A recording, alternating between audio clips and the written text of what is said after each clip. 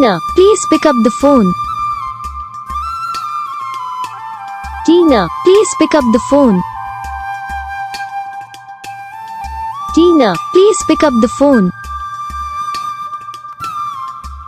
Tina, please pick up the phone. Tina, please pick up the phone.